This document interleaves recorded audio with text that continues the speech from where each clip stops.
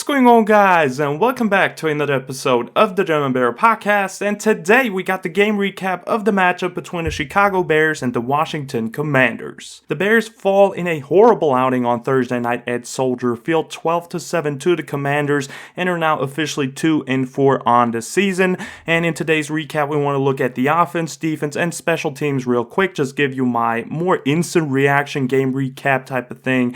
And then later this week or early on next week, we want to look at the Bears film room, want to look at the Bears offensive performance, probably mainly the passes, how Luke Getsy tried to get him in certain situations, how Justin Fields did, how the offensive line did, and obviously the skill position players as well. So with that being said, let's start off with the offensive performance of yesterday's game, and obviously only scoring 7 points is not a great sign. I really thought they had a chance to just perform like against the Vikings because yes, Washington has a very talented defensive line and they definitely showed it yesterday, but the Vikings had too, and the Bears showed resistance, scored some points, got some good passes going against a better secondary. Vikings secondary is, for me personally, better than the Washington secondary, but man, at the end of the day, they couldn't execute. They drove the ball nicely. They had some long drives that took some time off the clock, don't get me wrong, but by the end of the day, you have to score in the red zone.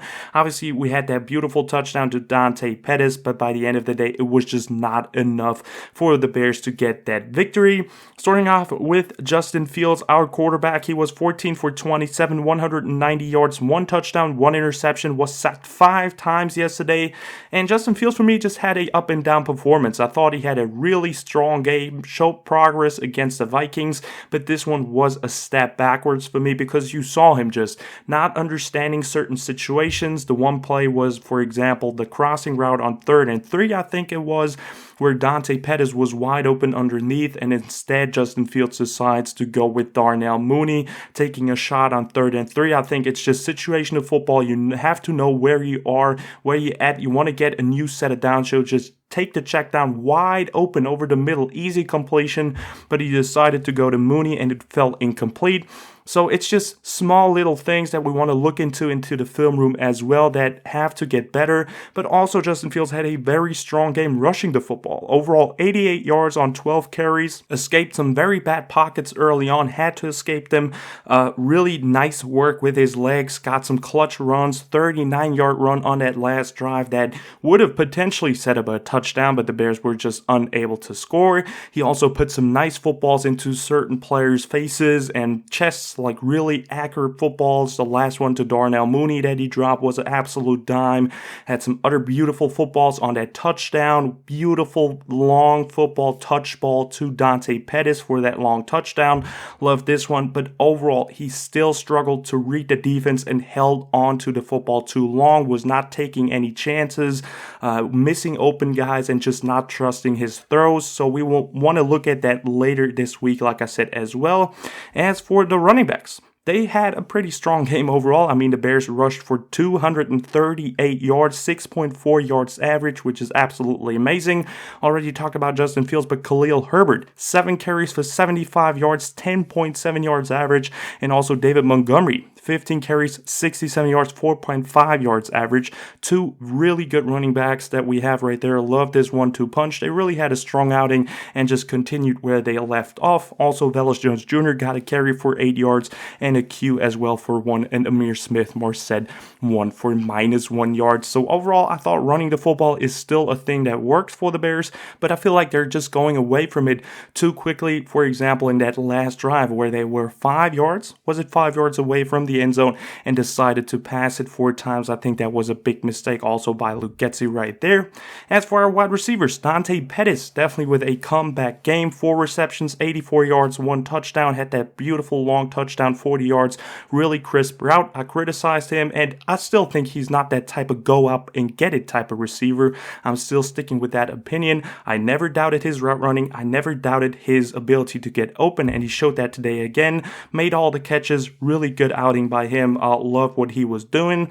As for Darnell Mooney, he had a pretty strong game as well. 7 receptions is probably the most the Bears had all season long by a receiver in a single game. 68 yards, 9.7 yards average, had a 26-yard completion in there as well. But I mean, the last one really bothers me because he is or wants to be that wide receiver 1 for the Bears, and he gets the chance to seal the deal on 4th and whatever it was, 4th and 5, 4th and goal, doesn't matter, but he gets to go up and get it situation and just couldn't come down with it. The ball hits him perfectly in his hands and he just simply drops it. That would have been a touchdown to at least get the victory by the end of the day. Also, Cole Kmet in there with 1 reception and 15 yards. David Montgomery 1 and 13 yards. And Velus Jones Jr. got some more touches on offense as well. He had a reception for 10 yards. So on a quick little screen where he just turned on the Jets and got the first down. I think even on a 3rd down call. So love what he's doing on offense. Not so much on special teams, but I love that he's getting involved more onto the offense. And now we want to move on to the offensive line. And the offensive line for me yesterday was really tricky because, man, Braxton Jones, Larry Borom, basically everybody on the offensive line was just straight up struggling. Larry Borom had a tough game. Braxton Jones got beat by Montez Sweat several times just by pure speed. He struggled. That was his real first big struggle game that we saw so far, so I don't blame him too much.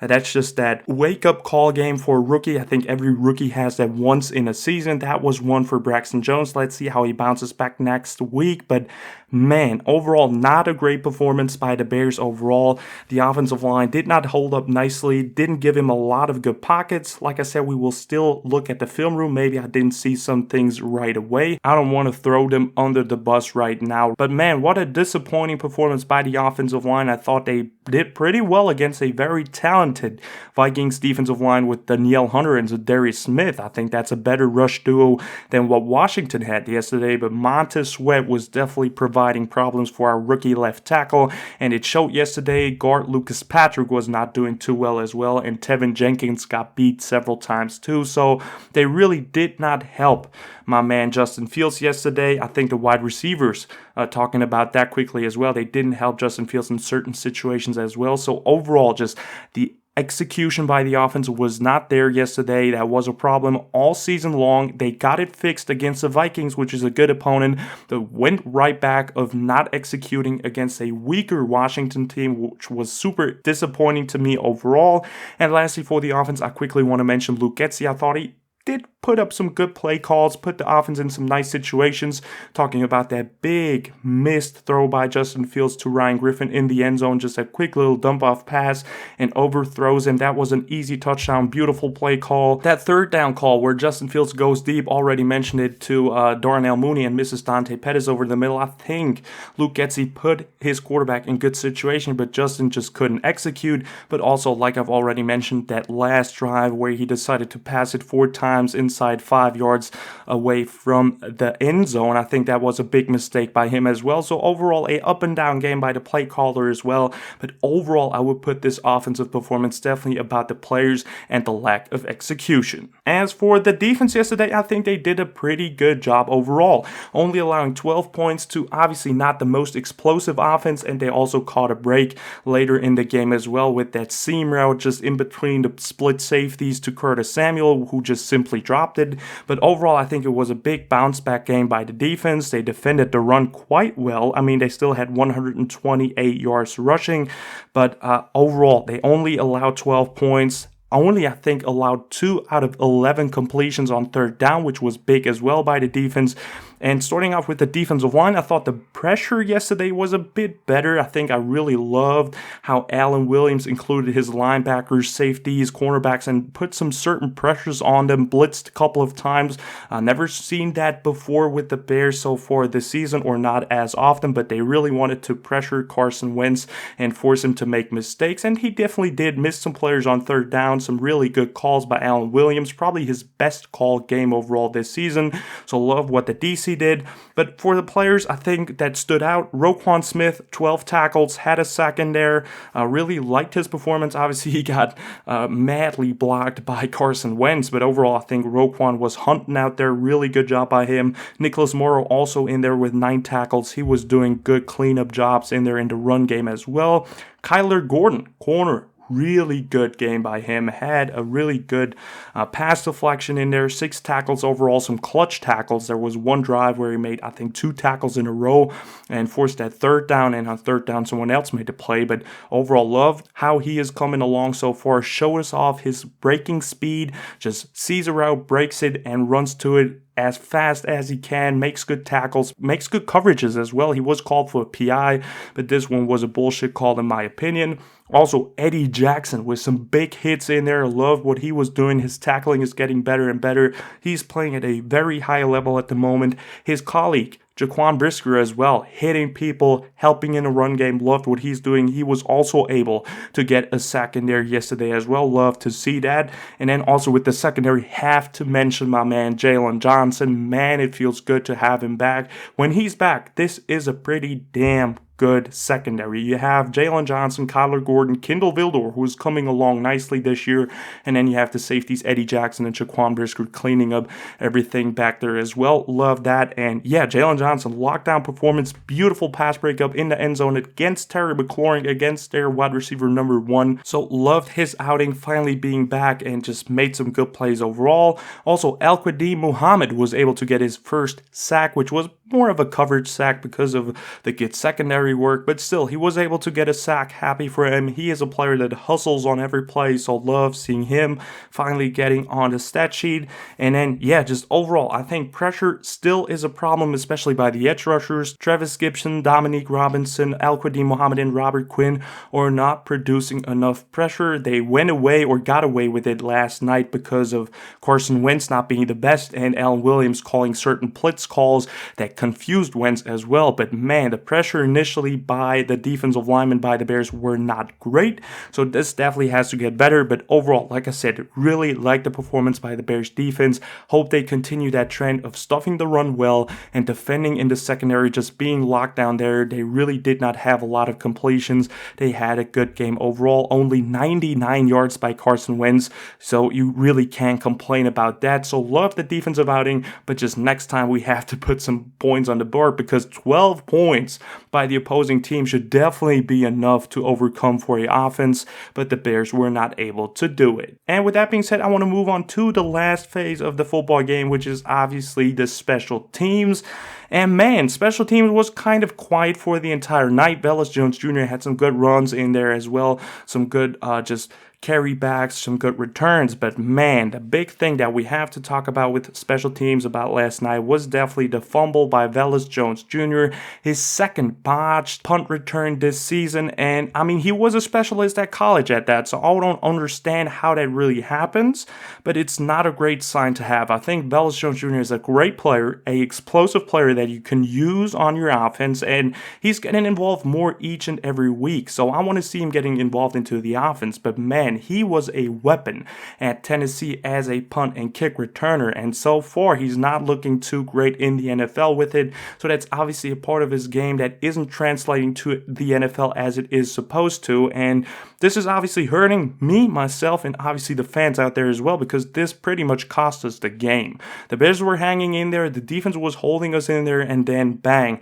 they punted. The Bears force a punt on defense, and Velus Jones Jr. fumbles inside our own 20, inside our own 10, and then the Bears just get defeated and get scored on. So this was obviously a huge mistake. Later on, also Trestan Ebner, who did it at college as well at Baylor, so it's not really a bad thing to have him in there. He does a well job at that too. But man, Velus Jones Jr. really disappointing so far. His special teams ability, let's just hope he gets more involved into the offense, because he looks good in there, and let's see how it develops with the special teams and him. But overall, that was once again a very bad or disappointing performance by him on special teams. So with that being said, that already wraps up the game recap, guys. I mean, I'm just, like I said, disappointed by the Bears losing this game. I thought they were in the driver's seat for most of the game until Velus Jones Jr. really fumbled that football. Then the Washington Commanders got that score in, and at that point it was just like, yeah, we're not going to score, because we were never able to just get something going in the red zone, and that has to drastically change. The Bears now have more time to prepare for the next game, against which I think is the Patriots game if I'm not mistaken, and they just have to get better at that. They have to find a way to score in the damn red zone. The next game, yeah, will be against the Patriots on Monday night, so they have a long week to prepare for that, or over a week to prepare for that. Get some red zone plays in there, just get some points on the board, and then we're good to go. I think the defense is in the upward trend. offense was it last week, now has taken a step backwards. So let's hope they take 2 steps forward next week. Let's see what they can do there. But with that being said, like I've already mentioned earlier, definitely stay tuned for my film room episode later this week or early on next week. Like and subscribe if you like the video. Check out Instagram and Twitter if you want to as well. And as always, guys, bear down.